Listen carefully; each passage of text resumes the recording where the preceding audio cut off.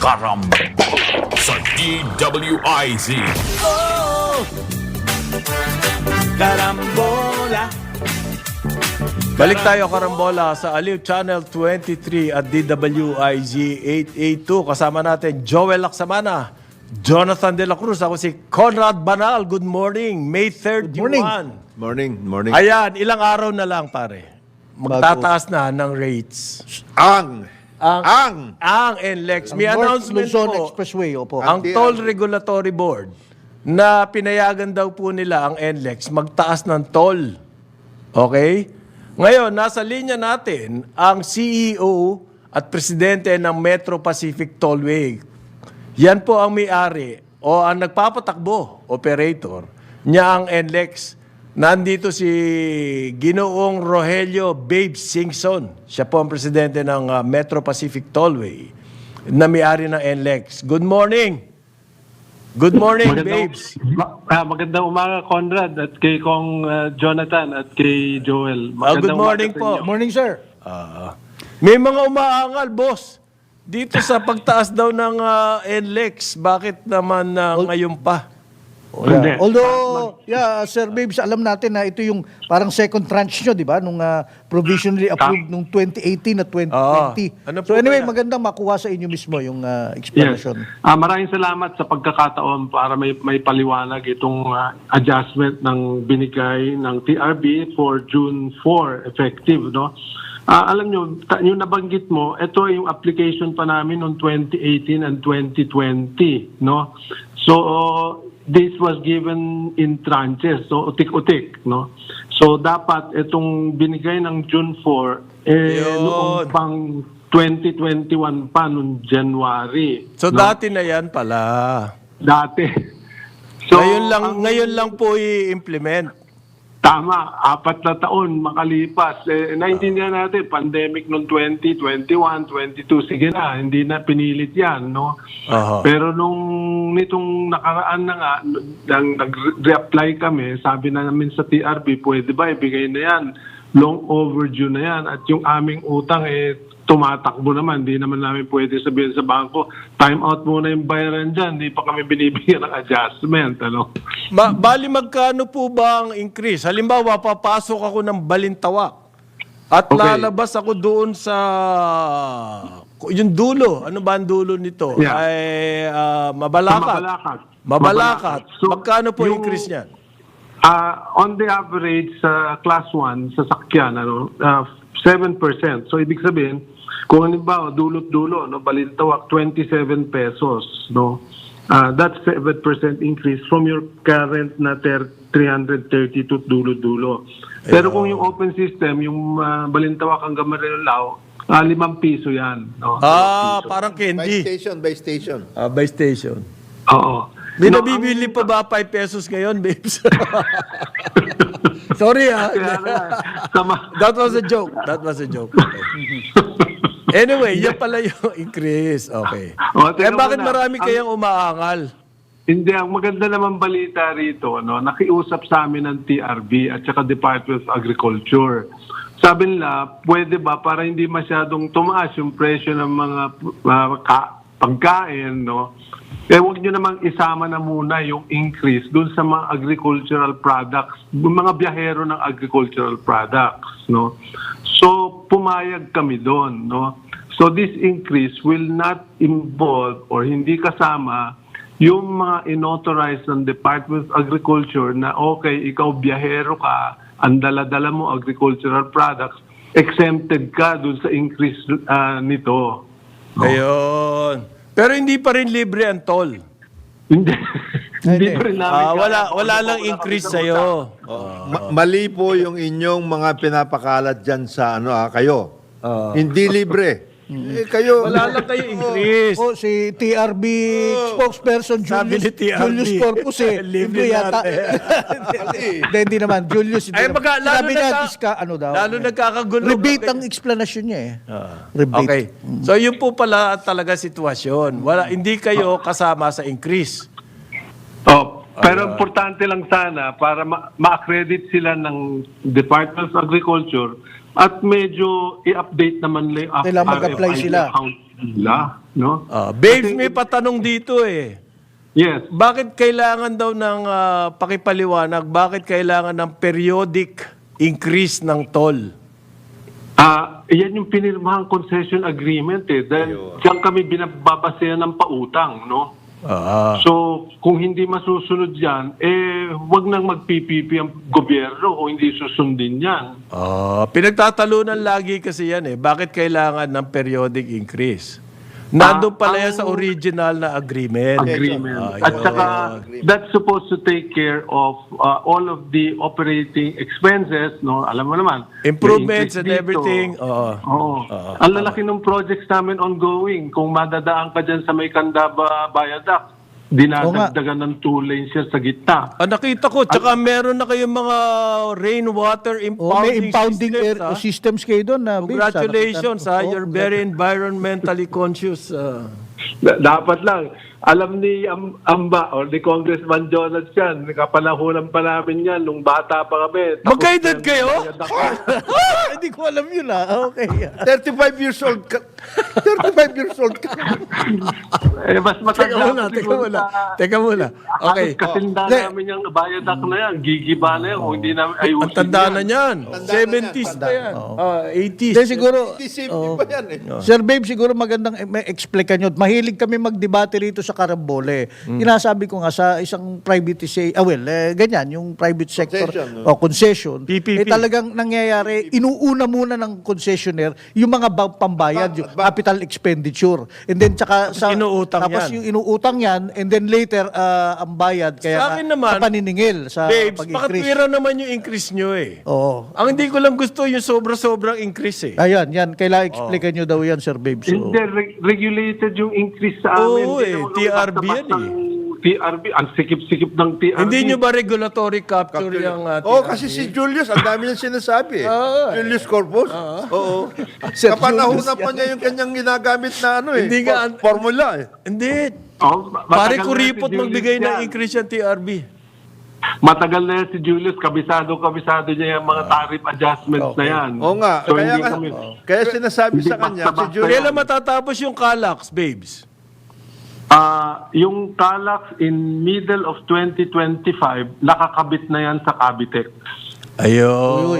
ayos yan. So, pwede ka nang umikot, magmula dyan sa Calax hanggang Tagaytay, baba ka ng Kawit. Mid of 2025. Paano yung connection sa C5? Ayan ang pinagtatalunan namin with PRA ngayon. Alam niyo naman yung away namin dyan. No? Kasi kala namin privatization. Yung pala, hindi pala privatization yan. Joint venture, sila pa rin ang nagpapatakbo. So may may court case kayo? Medyo. Pero hopefully ma-resolve na namin yan. Again, with the intervention of TRB dahil inutusan si TRB ng Malacanang na pwedeng mag-mediate. No? Ako naman, ayaw ko ng away, pero hindi naman din ako maatras sa away. Ganun lang yan. Yung mga ganyan naman can be resolved eh. Basta ang maganda dapat sa atin, tuloy-tuloy ang pagtayo ng mga bagong tollways. Meron ba kayong mga bagong tollways na iniisip ngayon? Ngayon, ang kinahabol naming tapusin, if you recall, din sa Cavitex, dyan sa may bandang San Dionisio dyan, sa may Parañaque, meron ng connection yan, nabubuksan, magmula dyan sa Cavitex, patuloy ka na ng C5. So kung halimbawa, galing ka ng Cavite, imbis na pupunta ka sa C5, bababa ka muna sa EDSA, tapos iikot ka doon sa service road. Ngayon, pag nabuksan namin yan, Diretso ka na. Diretso ka na, labas ka na ng C5. Yung Cavite Batangas Road, di ba meron kayong joint venture with San Miguel. SMC Infra? Kailan ba That's masisimulan yan?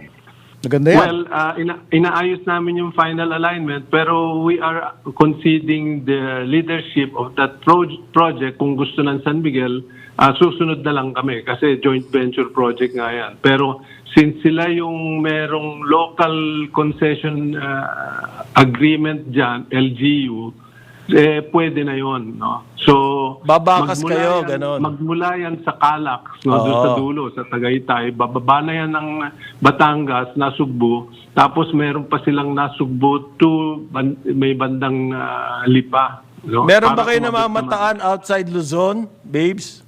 Na project? Meron kami tinitignan sa Davao, no? Yung pinatapos nilang mga tunnel doon. Ayun. Yeah. Yung So, tuloy-tuloy paano yung naman. ECTEX? Paano yung parang gusto nyo na atang ano ba, bilhin or what? Well, we want to just go based on the spirit of PPP, no? So kung pwedeng gusto ng gobyerno, bibilhin na namin 'yan at total they can use the funds to pay JICA or hindi naman, then pwede lang gamitin sa ibang infrastructure project. Build more roads, Na priority ng BCDA. Seamless Marami lang, silang RFID. kailangan gawin. Bakit kayo hindi pa nagko-connect yung RFID nyo at nung Oo. SDEX? Dapat Para malapit isang na. RFID na Malapit lang, na. sir. Oh. Ha? Malapit na. This year. Malapit na. October. Nakakalito eh. Tama yun. Oo. Ako din, 2 wallet ka pa. Oh, Meron kang dalawang RFID, ano. Hindi, ako meron yung kang lalagyan ko EC3. sa kotse, 2 card ang nandun. Tsaka ano. Tama yun. Tama. So, inutusan na kami ng TRB by October at the latest, interoperable na kayo. Isang wallet na lang. Okay. So, ano lang summary lang. Hindi kasama yung ang mga agricultural delivery ay ang kanila exemption do sa increase lang. Tama. Sa Ng index, toll. sa index. At saka ito increase na to, dati na. Oh, dati Ngayon na lang to, patutupad. noong 2018 at 2020. Ay, sino magbabayad nung hindi nyo na-koleksyon? Goodbye na yun. Si Mr. Pangilinan na yun. Oo, ina-absorb yan.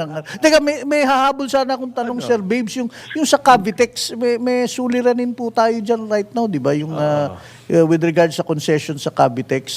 Oo nga gusto eh. nang i-take Yung- over ng... May sila na Well, namamanay. paano ba mangyayari doon? We made the offer, no, to acquire these shares of PRA, no.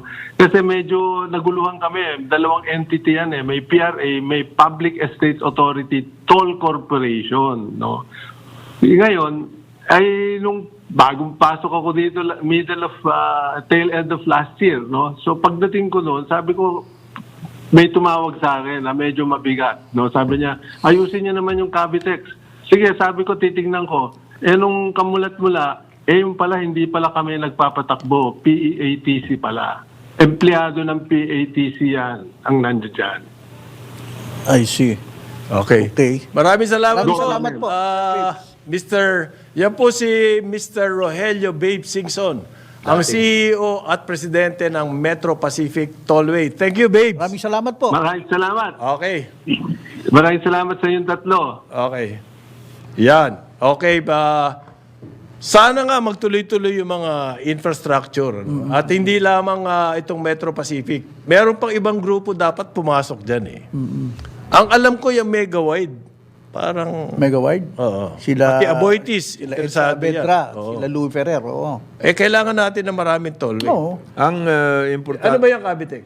hindi, importante dyan, maintindihan natin papel ng gobyerno. Kasi, ginagamit natin dyan yung mga public estates, public highways, public lands, etc.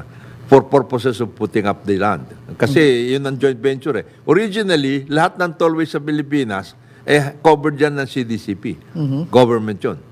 PNCC na supposed to Naging be. PNCC. Private sector muna yung CDCP. Oh, tapos na-take over ng government. Okay. Ngayon PNCC. Pagkatapos, Pero yung pong CDCP noon, may I just interject? Hindi po sila yung may-ari Gobyerno. ng tollway. Hindi. Gobyerno pa rin. gobyerno pa rin. Sila nagtayo ng tollway, namuhunan sila, tapos bibigyan sila ng panahon, let's say 20 years, To recover. para mabawi yung kanilang investment at kumita.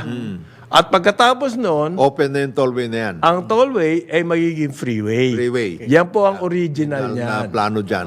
Kaya lahat ng mga gagawin na bagong ganun, na tollway, etc., government tollways talaga yun. And then operated by the private sector. Pag nabawi na nila, Yun. Work. balik na sa Parang transfer. Which is the... Hindi na po ganyan ang setup ngayon. Ang setup ngayon, forever na, ang toll. Wala yata sinabi si Sir Bibbs na forever. Hindi, pero ganun. Ikaw naman. Ganyan na nga setup ngayon. Ah, ganun na Ganun setup, na nangyari oh. ngayon. That is why nagkakaroon ng gulo dyan sa PA. Ganun Dyan na. sa Cavitex. Because that was the original. Kaya nga mayroon PA Tollways Corporation Public Estates. Kaya hindi natin natanong kay Tollways Sir Babes kasi Corporation. meron yata silang additional project na gagawin within the Cavitex. If we are going to have an additional project, that has to be worked out properly. Nung panahon ni FBR, lagi ko nakakaaway yan. Nagdidebate kami. May column kasi ako noon Oo. Yang PNCC. Sila nag-ooperate po ng tollways noon. Lagi ko sinasabi, dapat libre na yan. Kasi tapos na, nabayaran ka na Bayad na yan. Libre na yan at government na. Ang ginagawa nila, ang sinasabi nila, paano yan hindi mine-maintain ng government? Yan, mga ganun. Yan ang issue ang nila palisa. ngayon. Yan ang nagiging issue. Okay. So sinasabi ko, yan ang problema natin. Dahil kayo lamang ang kumpanya na nandito, ang ating model, basis ng toll operation ay kayo. PNCC lang. Binaboy nyo. Oo. Anong klase yan? Hindi pwedeng gano'n. Hindi. At saka, pag ganun, halimbawa, the best example is yung Cavitex. You have already recovered all of your Investment. with profit. The capex na pinasok mo. Everything. So, ngayon, if Kasi nag-take over yung Metro Pacific dyan. Dati yan kila Buboy Berata. and Bubi Birata, ang ano niya, yung PA, ang kasama niya dyan, yung Public Estates Authority, PAA. Tollways Corporation. Joint venture. Yun yung sinasabi ni Sir Babes na nadatnan niya nung dumating Oh, siya. yes. Joint venture Joint yan. venture So yan. nag-take over sila ng joint venture. Nakuha na nila. In other words, hindi pa nako-convert yan sa PPP. Ngayon, ang sinasabi ng PRA, which is the owner of this PEA Tollways Corporation, tapos na kayo rito. If you want to have another participation Contract. magkano Another tayo? deal yan. Another deal yan. Hindi yan forever. In other words, yun ang sinasabi nila. Para At saka, bidding uli, hindi o, no? totoo yung sinasabi ninyo na hindi pa nyo nare-recover yung inyong mga gastos dyan. Kasi, ayaw nga nyo patakita yung inyong, yung inyong financial statement sa COA. COA nga ito, ayaw. Parang Reman Bill Homeowners Association. Trade secret yun eh. Ayaw O pa naman Financial statement. Which is exactly the same. Trade secret yun. Ba't ko pakikita? Okay. Exactly. Yung problema dito sa mga tollways concession agreements at this point. Kasi sabi nga ni Parang Conrad, after so many years, na nabawi na ninyo yan with profit, Ayan. freeway na yan. Ngayon, if you want to operate it all over again, Another deal yan. separate deal. Bayad ulit kayo sa Hindi government. pwede yung sasabihin, hindi, mag-extend. Continuous. Wala. Ang point kasi nila, dapat matapos muna yung connecting sa C5 Oo. bago matapos yung deal. Parang yung deliverable namin hindi pa tapos eh. Hindi, Oo, deliver- ayan. O, paano naging kasalanan ng government side yun? Oh, Kayo may kasalanan yan, di nyo pa na-deliver. Eh. paano yun? Hindi, Kung, separate hindi, activity. ang sinasabi kasi nila, meron na kaming, namuhunan na kami dito sa extension. Hindi pa namin, yan ang hindi pa namin nababawi kasi hindi pa tapos. Kasalanan ba ng government? yan? Paano yun? Oo, Problema. yan Diba? yung mga- Ba't di nyo tinapos? They come out with a new agreement for purposes of that. Ganun Ayo, hindi pwedeng extension ng Ngayon, dati. hindi naman pwedeng kayo lang yun. Bakit hindi pwedeng mag-bid yung iba? Ito meron Because pong- they have already displayed that they have the capability Yan! and management expertise to embark on such project. Yan! Alam mo, minsan si MVP na Husay mo ba? Husay mo. Husay ka. Para rin yan yung... Kung si MVP maganda dito sa studio. Oo. Kasi Studio alam niyo natin. po yung utak nung ganong klaseng businessman, Oo. masarap itap. Yes. Alam mo, para rin yan yung sa water concession, Brad. At COA, sinabi na ng COA, Commission on Audit, more than so many percent na kayo. Bawid, nabawi na ninyo bawid lahat. bunot na yan. Oo. Bawid bunot. Ngayon, bakit continuing ang inyong rate rebasing, etc. na yan? Ay, hindi naman yung nade-deliver yung iba. Hindi nga, paano? Hindi ganun kasimple. The COA, Panay nga ang bayad. Hindi sila bihasa sa inner workings ng high finance. Parin John, you have to understand, kailangan nila magbayad ng penalty. Mga ganun. Ayun. na kailangan singil sa atin yung penalty. Penalty, yan. Bakit nag-penalty? Kasi po, hindi nila ginagawa yung trabaho nila. Yan. Hindi, nagkaroon ng mga circumstances for the delays in Ayun. these projects. So, Anyway, ayan, nanikinig si Ma'am Melody Del Rosario ng MPIC. Baka mag-guest si MB. Kilala ko ata yan, si Melody, Oh, si Melody, oh. Magaling Mahilig sa karaoke yan. Eh. Magaling kumanta yan. Oh. Anyway, Pinanilingan great nyo ata interview. ako. Baka mangyari yun. Oh. Okay. well, maganda na Maganda. malaman natin. Malaman Kasi, natin. ano yan magagaling na businessman. Oo, syempre. Ito, may problema ang PLDT rito. Sinisita po ng house. May nag-file nga ng bill, yung mga spaghetti, Naku. telephone wires. Nako. Gusto po nila, tanggalin na yan sa mga major na roads, nationwide. Problema nga, napakapangit nga naman yung mga spaghetti wires. Eh. Alam mo, namana rin kasi nila MVP. Noon pa yan eh. Noon pa yan problema na yan eh. Nung panahon pa ni Tony Boy Cojuangco, problema na yung mga spaghetti wires eh. Ngayon, ang lala, pare. Lalo lala. Lala eh. Lumulundo yung ano eh. Talagang Tsaka bumababa. marami dyan, hindi na ginagamit. Hindi na. Pero Nandun nandun pa siya. yung Nandun wires. pa rin siya yung wires. Pangit. Sa Davao, may portion na ginawa nila underground. Yung mga telephone wires and tawag nito power lines. Para bang fantasy. Pag dito sa Manila. Kaya ba natin gawin dito yan? Pumunta kasi kayo doon sa mga new developments. Ayan. Sa BGC. Ayan. Sa mga township. Na government ang may-ari, pero ang kumikita, private sector. Ha? Grazing land dati, ganon. Tapos Hindi, BGC. Hindi, sinasabi ko sa iba. Hindi, BGC, sa walang, Jen, sa Jen. walang grazing land sa BGC. Sa BGC, Port yun. Port. government ang may-ari ng lupa na yan. Lupa Hindi na mo yan. pwedeng bilhin. Under lease. Pero ang pinakamalaking kita, yung mga private companies, kamukha ng Mega World. Yan, mga ganon. Ayala. Ayala. Greenfield. Yan. Yung net group. May net group dyan eh. Net Group. Doon din sa reclaimed area. Ang original po may-ari niyan, government yan eh. Oo. Ngayon, pasasana naman yung mga private. Ito nga yung sinasabi ko sa inyo, 2 centavos per square meter ang rental. Diyan sa kanto ng Bindia at saka Saka Rojas. Okay, magbabalik ang Karambola. Ngayon, 9:30 na. Aliw, Channel 23 at DWIZ 882. Karambola sa DWIZ. Karambola. Balik tayo, Karambola sa Aliw Channel 23 at DWIZ 882. Kasama natin Joel Lacsamana, Jonathan De La Cruz. Ako si Conrad Banal. Karambola, May 31, 2024. Katapusan. Oh, happy birthday kay Kanino? Congressman Jess Manalo. Ayun. Kaibigan natin to. Jess. Jess. Aha. Oo. The best yan. Oo. Meron pong sinasabi ang COMELEC ngayon, si Chairman George Garcia, yung tungkol sa artificial intelligence. Ban daw po yung paggamit niyan. Yun ang proposal. Na proposal. Kasi may mga election campaign materials na pwede kang gumamit ng AI. Oo. Gusto nilang maban. Paanong gagamitin mo? I'm trying to think. Sa maraming bakit siya mababawal? social Paano? media. Kasi magagamit ka ng AI, Oo. tapos Kalaban mo. Ganon. Hindi. pwede sa, Pwede. or sa sarili mo. O kaya magpa-endorse ka kay Taylor Swift. Mga ganun eh. Kaya- Mabubuko ka naman ng mga ganon. Hindi, o kaya yung mga yung mga Korean group, pop group.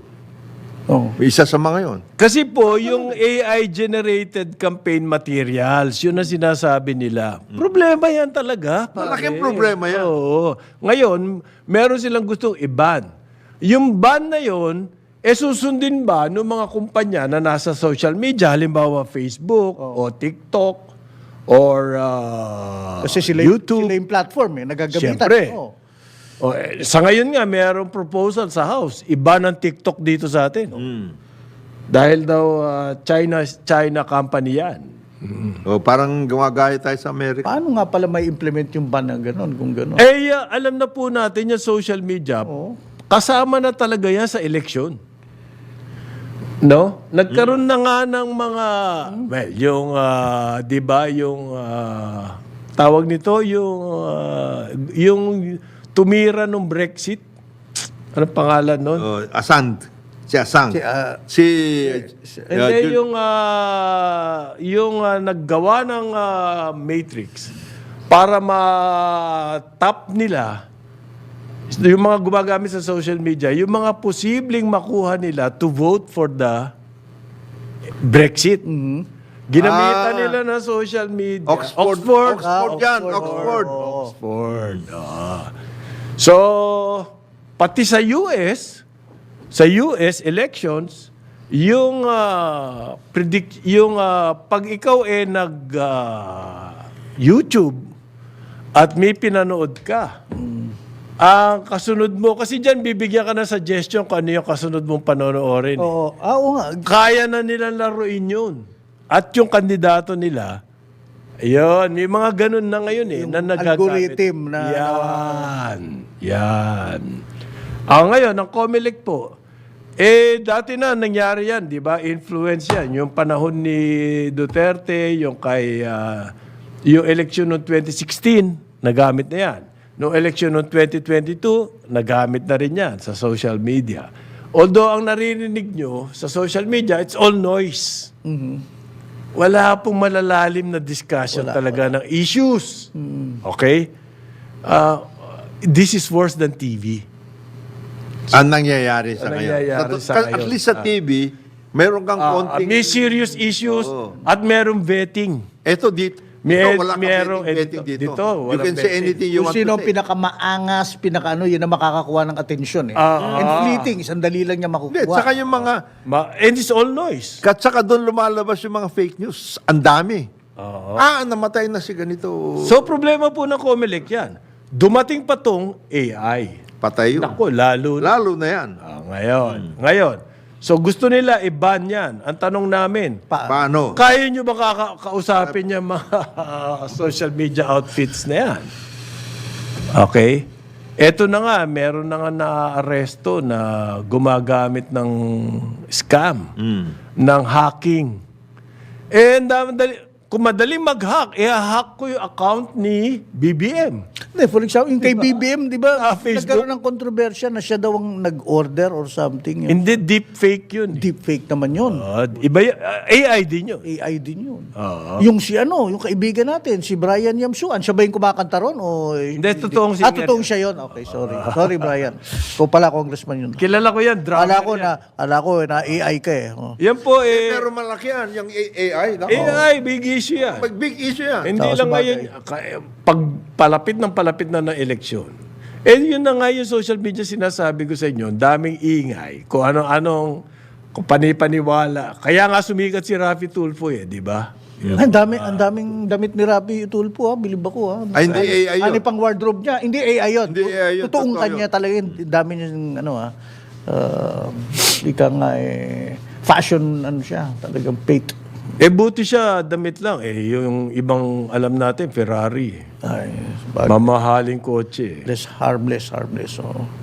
Pero parang laki-laki na ginagastos sa mga luxury items. Parang Hindi naman sa Green Hills yun, mukhang tunay yung mga nandun sa... Green Hills? Sa kanyang, yung pinakita niya sa YouTube. ikaw naman, Green Hills. Di naman. Uy, may balita ang Green Hills, they have a program, yung bagong management ng Green Hills, lapit sa atin nun na mga original na ibenta nyo dyan, wag na yung mga, Malapit na mawala yung mga fake fake. sa Green Hills. Yun ang sabi. Lilipat na sa... Ipo-persuade daw nila yung mga, ililipat lang yun, Yeah. Lilipat na sa, ewan ko, kung sa mall. Baka, may mga mall kasi po na nilalakaw ngayon Baka doon na lumipat yung mga taga Green Hills. Pero ito, mayroong magandang report, International Food Policy Research Institute, IFRI. IFRI. IFRI. Okay. Mahigit 50% daw po ng populasyon ng Pilipinas. Well, hindi lang Pilipinas. Indonesia, Laos, Mongolia, Myanmar. Pero kasama po tayo dun eh. Mahigit 50% po ng population natin, struggle daw po ang pagkain. Struggle. Yun ang word That's na a ginawa nila. continuing, that's a continuing Kasi daw po refrain. mahal. Affordability ang pinakamahal sa healthy diets ng nitong mga bayan na to, kasama po ang Pilipinas. Yan po galing sa FAO, ang Food and Agriculture Organization ng UN. Okay. Hindi na bago to sa atin. Yun na. As a matter of fact, that has been reported. And that is a continuing report. Refrain yan. Opo, taon-taon po gumagawa Taon-taon sila ganyan. ng report. And we are always included. At mukhang always, Yeah. mukhang hindi tayo Hindi tayo nakakaangat Prove. yan. Mm. Yan. Ang matindi dyan, pag po hindi tayo kumakain ng tama, Stunted yung tayo. health, magiging health issues naman. Health Ngayon, issues at the same time, future generation issues. Yun. Kasi hindi na natin pwedeng sabayan yung mga ibang bansa na maayos ang kanilang nutrition, etc. and other things. Baka wala silang rice tarification law. Wala silang mga problema as far as food security is Wala concerned. Kasi we've always said na from the very start na we will not be able to feed ourselves to the fullest. We will always be importing. But ang importation dapat at least hindi yung Calibrated. at least hindi yung 85% importation, 15% production, hindi yun. Wag naman gano'n. Wag naman ganon. Minsan nga, 100. Napaka-lopsided Yung naman. iba 100%, yung iba 97%. Salt for Kotse. example. Oy! Salt na lang.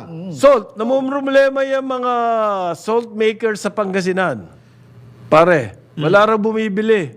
Ayan na nga ang problema natin. Ha?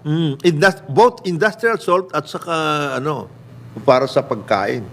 Yan ang problema natin. Doon Problema. po sa Pangasinan, Sa Bulinaw yan. sa Bolinao, ang dami po nilang salt production dahil nagka-problema daw tayo sa salt. So, nag-step up sila. Okay. Salt production. So they did the right thing. Okay. Pero- Wala raw bumibili. Alam mo, yan ang Why? Kasi tuloy-tuloy pa rin ang Ang importation. importation. Yan ang sinasabi ni Jonathan. kagaya niyan, salt, for example, government can always say no. Hindi, yan ang dagdagan natin ng tariff. Mag-import kayo, o ito, 50% kayo.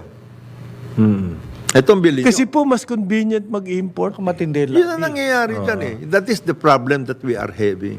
So paano pala yung, wala ka rito kahapon kung Conrad, nag-uusap kami ni Kong John at may pinakita ko sa kanya, sabi ko, itong isang pahayagan, ang ganda nung agribusiness page nila. Tapos, hinighlight doon, merong salt making technology facility being made sa Visayas at meron daw, tapos yung, what do you call this, yung feed,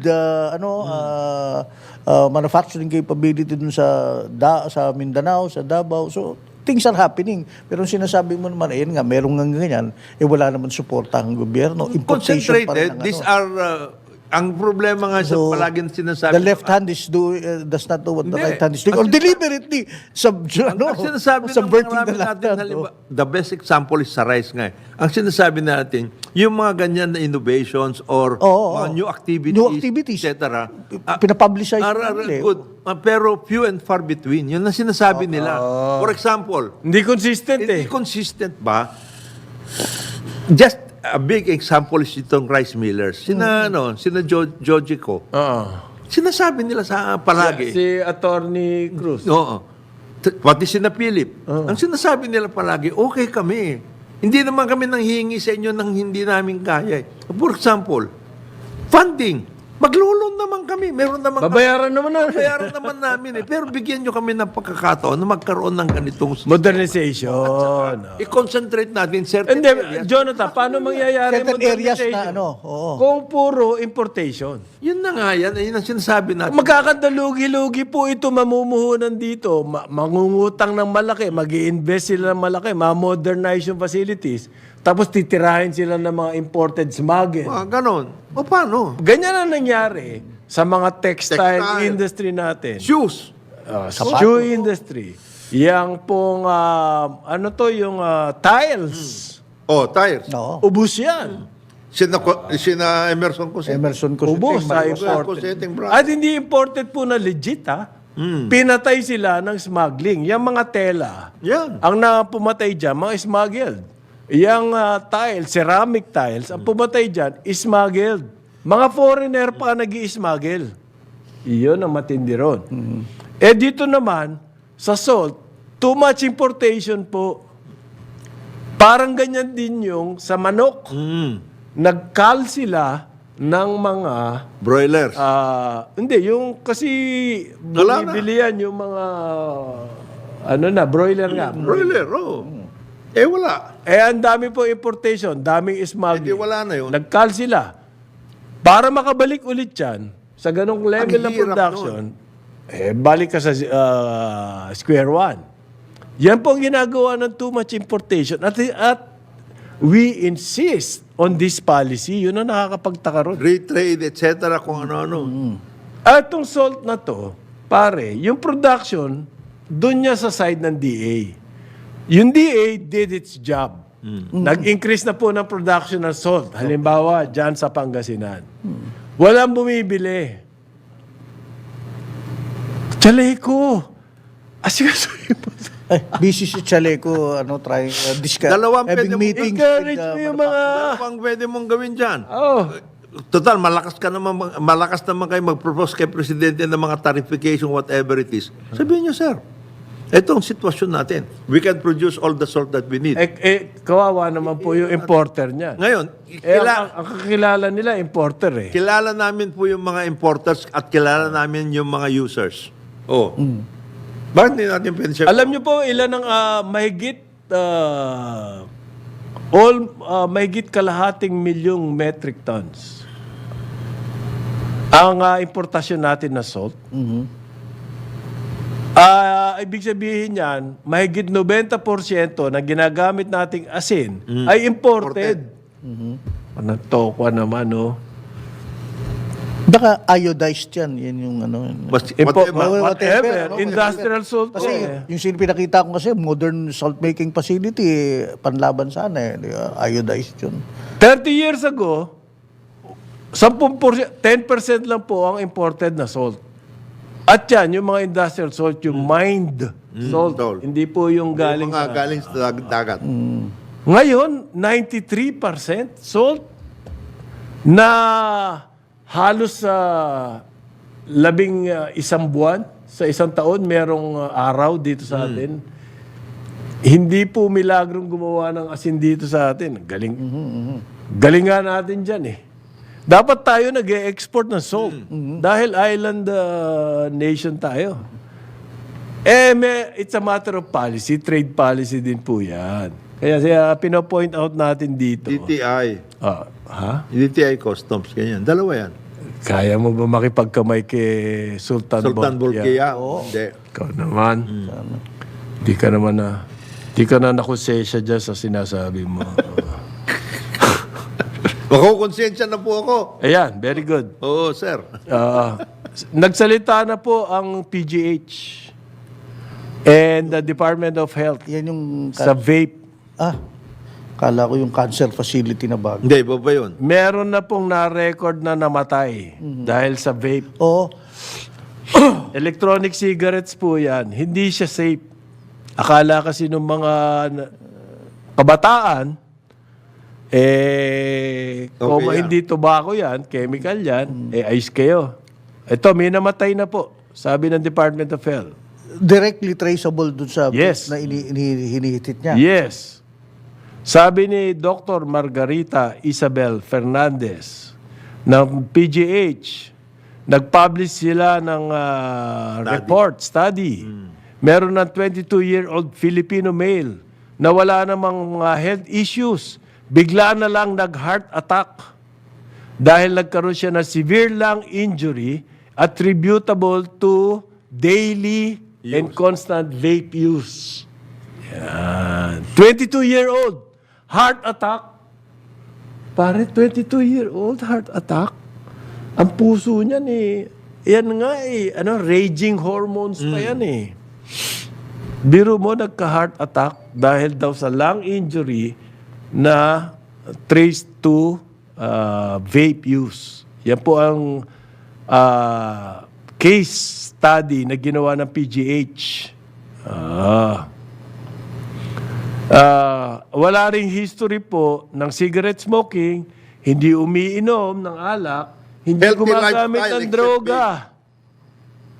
Healthy Hindi po nagkaroon ng COVID. So, sa manggagaling yung heart attack.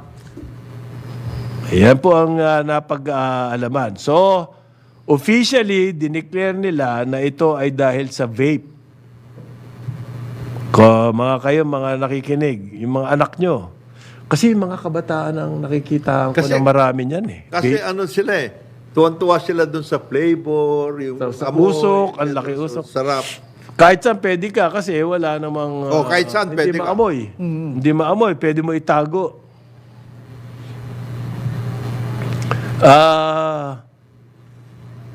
Yun daw pong nakita nila, yung mga vape user, yung kanilang lungs ay katumbas na ng mga heavy smoker na 50 to 60 years old na heavy smokers. So, ibig sabihin, matagal na heavy smokers. Pero yung lungs nito mga bata na to, ibig sabihin, yung namatay, 22 years old, no? Kapareho na yung damage sa lungs. Parang heavy smoker na rin siya. Hindi, tsaka napansin Nang ko, mahabang panahon. Habang panahon. sa mga Pero bata pa napansin ko, parang mas maraming usok na lumalabas, ano?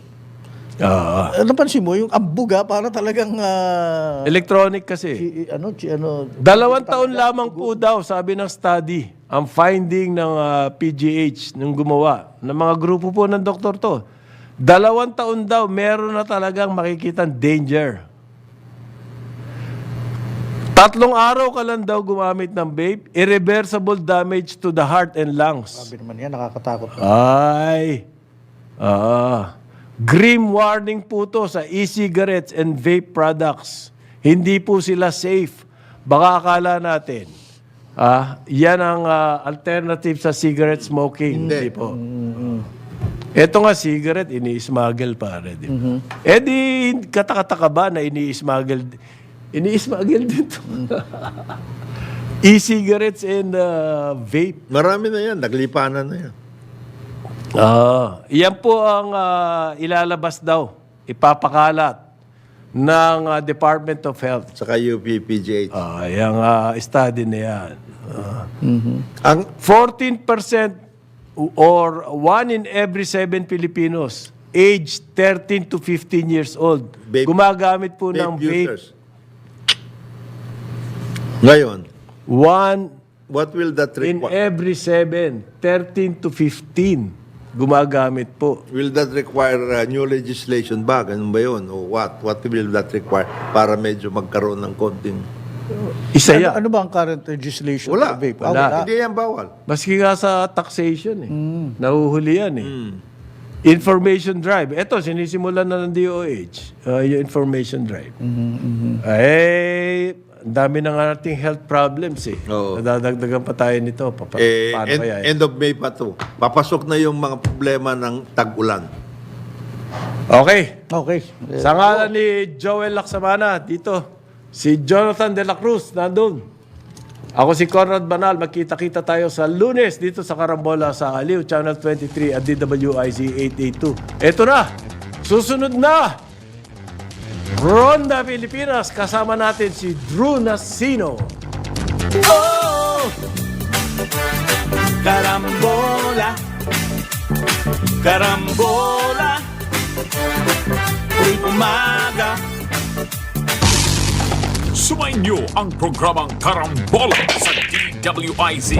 Hanggang sa muli, tayo'y magbabalik upang ihatid ang pagtalakay sa iba't ibang mga issue dito pa rin sa programang Karambola sa DWIZ.